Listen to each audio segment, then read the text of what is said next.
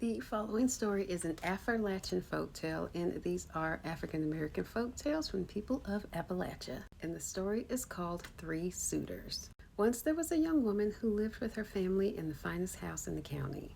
The girl's family was the wealthiest in the community, and she'd reached an age where she was now expected to marry.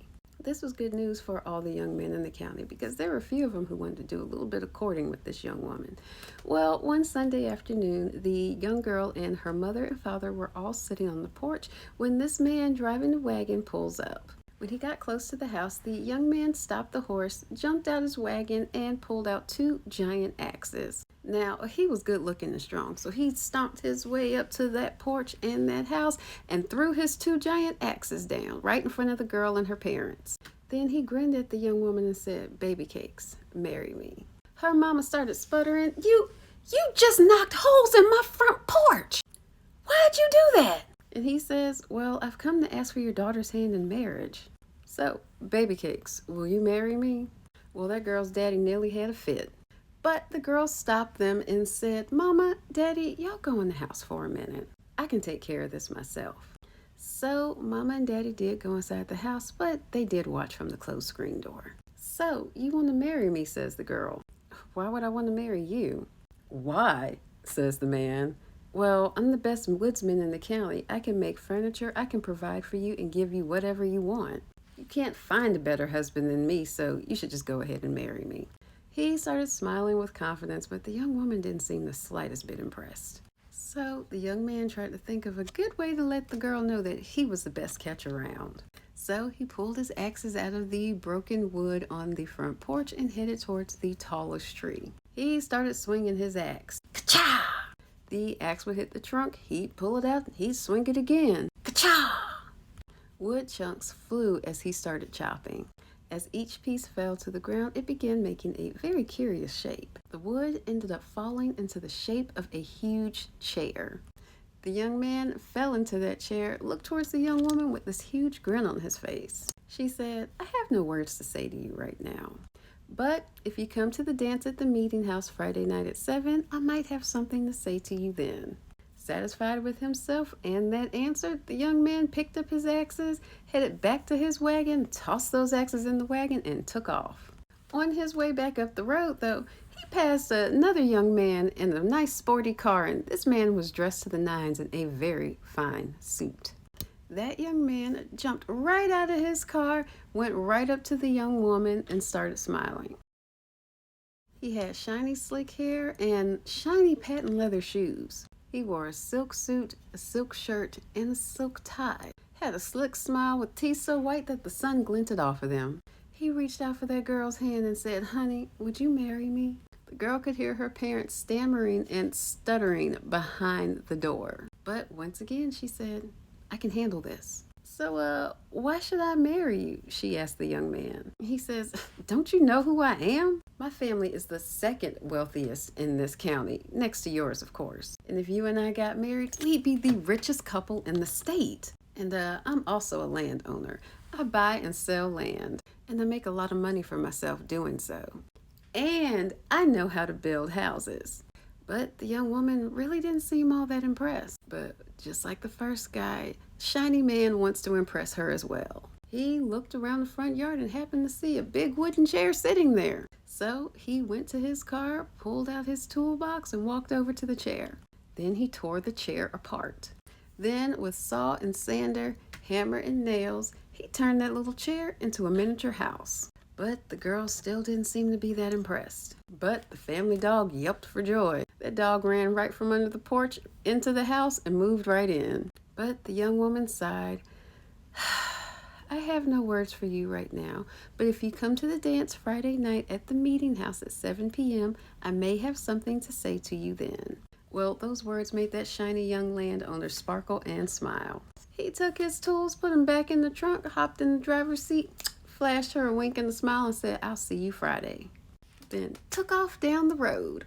Now, on his way up the road, he passed another gentleman on a fine white horse. That horse clippity-clopped on down the driveway up to the girl's house. The rider swung his long legs over the side of that horse, then swung his long jacket away from his sides. Setting his fists on the side of his waist, he proudly announced, "I have come to ask for your daughter's hand in marriage. Now, sweetie pie, will you marry me?" As he held out his young hand to the young woman, who was frowning at him at this point, he also thought he heard the sounds of snickering and gagging from behind the screen door. And knowing that her parents were more than likely about to lose their shit, she says, "I'll handle this." She folded her arms and said, "Now, why do you think I want to marry you?" The young man in his perfectly coiffed hair said, "I'm the best barber in the county. And while that may not sound like much to you, I can tell you it pays very well. So well, in fact, that one day I'm going to be able to move myself out of this small town. I've trimmed the mustaches and beards of some very influential people. Politicians come all the way from Washington, D.C. just to have me cut their hair.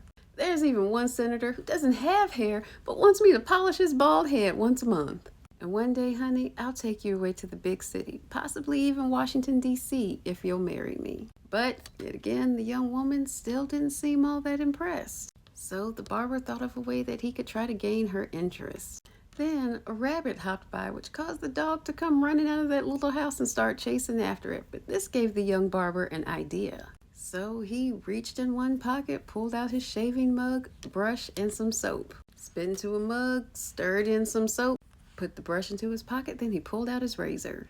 He snapped his razor open and then watched for that rabbit to come close. As that rabbit ran past him, the barber snatched him up, proceeded to lather him down, and began to shave him, clean from the tips of his bunny ears to the toes on his paws. Then the barber dropped the bunny on the ground where it stood still, stiff, naked, and confused. The dog running up on the poor critter was also confused, because it didn't look like a rabbit anymore. The dog yelped, whimpered, and ran back into his new house.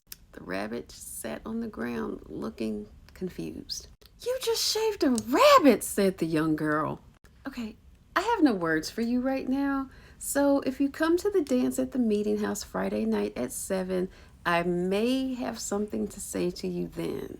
Quite pleased with her answer, he put all of his shaving equipment back into the jack pockets of his long jacket, hopped back on that horse, and rode away. Well, Friday evening came, and it found 3 young men dressed in their finest clothes standing in the doorway of the community meeting house. Each one wondered why the other 2 were there. And at 7 p.m. on the dot, the young woman came with her mother and father in tow. Her mama and daddy walked past the young men without so much as a nod, a greeting, or any type of acknowledgement, while the young woman stood there before the 3 men. Each young man held out his hand to the young girl, realizing why the other 2 were finally there. The young woman straightened herself as tall as she could and said, "I tried to think of what I might say to all of you, but I think the simplest thing I can say is no. I will not marry any one of you, but let me tell you why. You, Mr. Woodsman, cut down the oldest, finest tree on our property. It was planted by one of our ancestors a very long time ago. It grew good and strong until you cut it down and turned it into a chair. But not once did you act as if you would pull me on your lap in that chair, and not once did you act as if you loved me.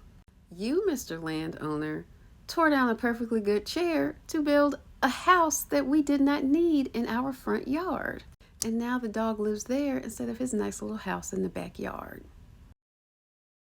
Sure, you built me a house, but not once did you act as if you loved me and wanted to create a home with me. And you, Mr. Barber, you shaved a rabbit. I don't even know what to say about that." The young man began to shuffle nervously, but she wasn't finished just yet. "And besides all of that, you all acted as if you were hungry for something.